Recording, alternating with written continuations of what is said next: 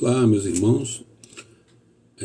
Vamos nos encontrar agora para mais um estudo sobre um item do Evangelho que consta no capítulo 7, que é o Bem-aventurados os pobres de espírito. O nosso estudo de hoje é o que quer dizer pobre de espírito, né?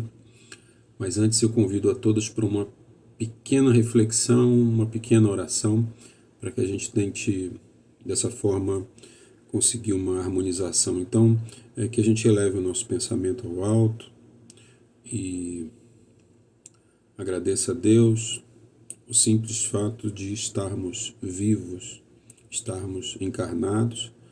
É sinal que Deus continua nos dando crédito para que a gente cumpra a nossa missão, para que a gente cumpra os propósitos que fizeram com que nós reencarnemos. Que a gente saiba aproveitar, que a gente saiba agradecer e, sobretudo, que a gente saiba contagiar as pessoas com o ensino do Evangelho, que foi a pérola, o ouro que Jesus nos deixou. Com a graça de Deus, com a companhia de Jesus, que assim seja. Pobres de espírito é uma expressão usada pela Bíblia, usada pelo Evangelho, que muitas vezes é mal interpretada, mal entendida. Ela se remete um pouco exclusivamente à humildade. E uma pessoa humilde também pode muitas vezes não ser bem compreendida, porque muitos de nós atribuímos humildade à subserviência, uma pessoa tímida, uma pessoa que não domina alguns campos do conhecimento, se sente tímida e ou se sente deslocada em algum ambiente por não estar adequadamente preparada para estar ali, ou com problemas também na sua própria autoestima, começa então a ter um comportamento que muitas pessoas, uma pessoa muito humilde, né? Muito humilde. Então, tem uma relação muito grande com o poder aquisitivo daquela pessoa, com a classe social dela. O significado bíblico dessa palavra nada tem a ver com essa interpretação, que é uma interpretação distorcida de todos nós. Pobre de espírito vai ter uma relação com o respeito e a predisposição ao ensino, ao aprendizado. Então, biblicamente, ela quer dizer que há uma inclinação da pessoa ao conhecimento.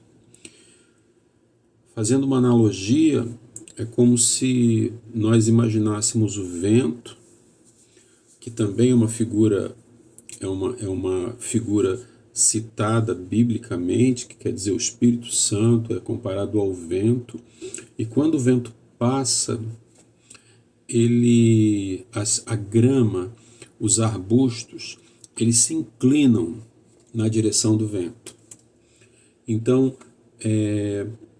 esse pobre de espírito, fazendo essa analogia, que é uma analogia citada nas Escrituras, é aquela pessoa que se inclina na direção do Espírito Santo. Então, muitas pessoas que têm o orgulho como um elemento indissociável da sua personalidade, das suas atitudes, dificilmente vai se inclinar. O orgulho não permite que a pessoa se incline ao conhecimento, porque ela se acha detentora de todos os conhecimentos. Então, o orgulho é o grande inimigo da evolução e é contrário à humildade. E a humildade é o elemento preponderante, o elemento fundamental para que a gente perceba, de fato, o que é a expressão pobre de espírito, o que é o pobre de espírito. Então, uma pessoa que se inclina na direção do conhecimento, na direção de um ser mais elevado, na direção de seres mais elevados, na direção de Jesus, na direção de Deus, ela não está sendo subserviente, mas ela está dizendo que consente, aceita, quer, precisa. O pobre de espírito, dessa forma, ele é considerado uma pessoa que sabe qual é a sua posição dentro da humanidade, dentro da própria evolução. Se não sabe, desconfia. Então, o pobre de espírito, vamos imaginar aqui uma situação que uma pessoa que não saiba, que esteja na escolinha de uma escola de basquete, visite um time profissional. Então, ali aquela pessoa, por mais que saiba ou ache que saiba jogar o basquete, ela ali está diante de profissionais. Então ela tem que se inclinar a aprender. Tudo que eles falarem vai ser importante para ela. Então ela precisa ir com a predisposição a receber aqueles ensinamentos.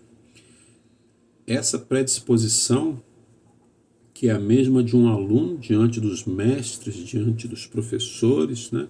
Então, são pessoas com conhecimento superior mais elevado, e se você tem a predisposição de aprender, você vai se inclinar na direção daquelas pessoas com a boa vontade de querer aprender a apreender o que elas têm para dizer. Então, diante do nosso Pai maior, Criador do universo, diante de Jesus Cristo, nosso grande irmão, nós precisamos cultivar a circunstância, a posição de pobres de espírito, que assim que somos diante deles inexoravelmente, nós somos aprendizes muito rasteiros da palavra de Jesus. Então, no final desse capítulo, ele vai dizer: bem-aventurados os pobres de espírito, porque é deles o reino dos céus. Isso quer dizer que chegar no reino dos céus sem soberba, sem achar que sabe muito, chegar no reino dos céus inclinado a aprender, deixando o vento bater e a gente se inclinando na direção do vento, como quem se inclina diante do Espírito Santo, é o verdadeiro pobre de espírito. Aquele que, por mais que entenda, que saiba alguma coisa, sabe a sua posição diante da evolução, e essa posição, por mais que as pessoas, o que ele entenda que é uma posição importante, dominante, diante da sabedoria de Deus, diante da sabedoria de Jesus, diante da sabedoria daqueles espíritos muito mais elevados do que nós precisamos nos curvar a Ele. E sem humildade ninguém é pobre de espírito.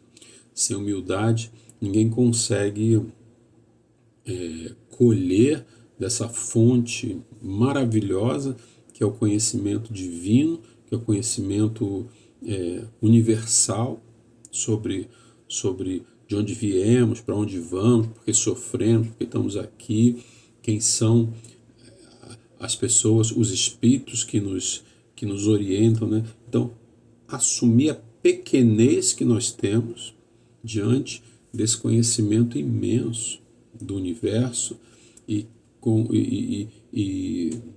nos colocarmos à disposição para o aprendizado com aqueles que têm muito a nos ensinar.